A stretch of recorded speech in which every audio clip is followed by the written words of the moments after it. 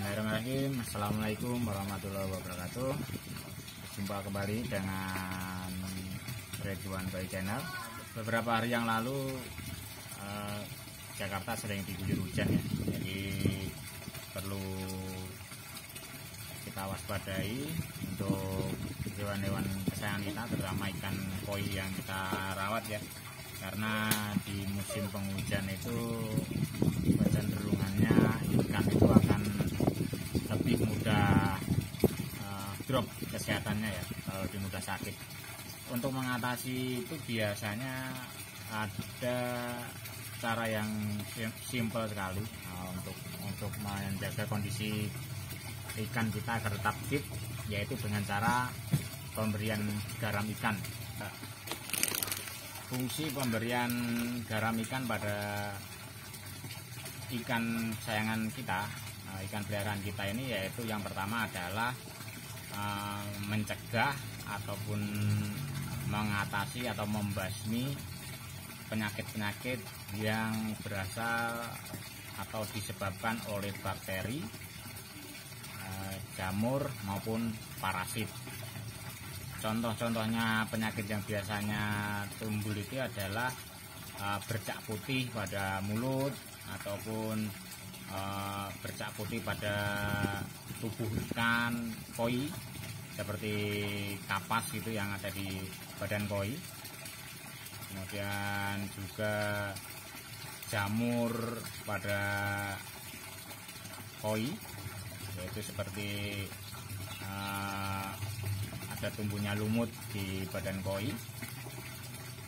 Kemudian juga dari beberapa sumber parasit ya, seperti cacing ataupun kutu pada ikan, baik kutu kura-kura maupun kutu jarum.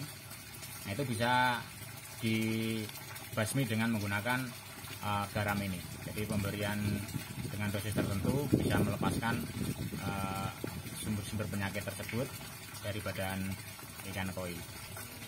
Selain membersihkan, mencegah penyakit-penyakit yang timbul karena sumber-sumber penyakit tadi, fungsi daripada garam ikan ini juga bisa untuk membersihkan kotoran pada insang ikan koi.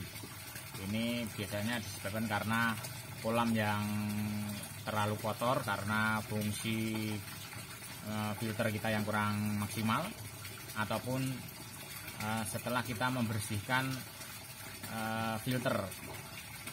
Biasanya setelah kita membersihkan filter itu ada sisa-sisa kotoran yang ikut terbawa ke kolam utama, yang nanti karena proses metabolisme ikan, maka kotoran tersebut akan terhisap oleh insang ikan sehingga akan tersaring oleh insang tersebut. Nah, karena fungsi insang itu adalah menyaring kotoran-kotoran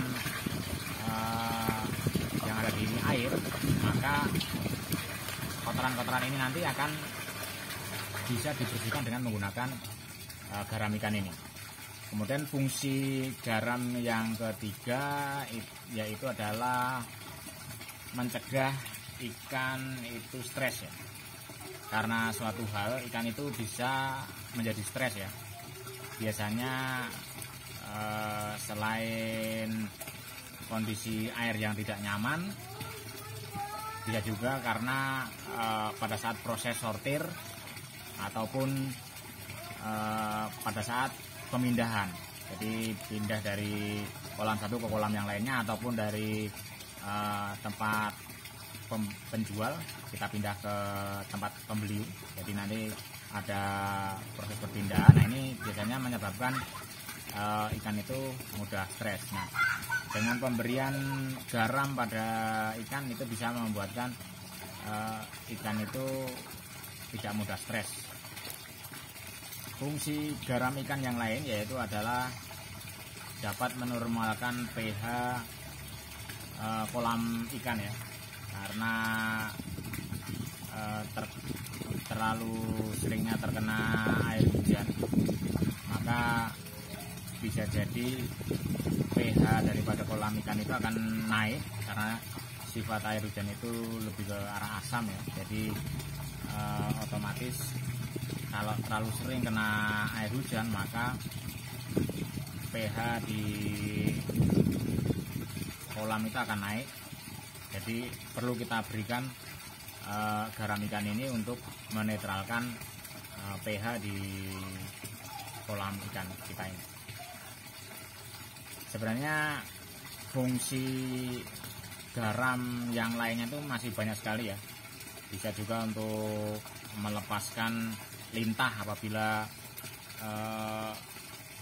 terkena lintah, jadi bisa juga dilepaskan dengan larutan garam ini. Namun harus dipisahkan ya, karena untuk melepaskan lintah itu perlu konsentrasi garam yang sangat tinggi. Jadi itu bisa juga digunakan garam ini untuk melepaskan lintah. Selain melepaskan lintah, juga bisa juga untuk mengurangi pengaruh racun nitrit, yaitu apabila ikan itu keracunan nitrit maka bisa direndam di larutan garam. Ini untuk menormalkan atau mengeluarkan racun-racun dari dalam tubuh ikan tersebut.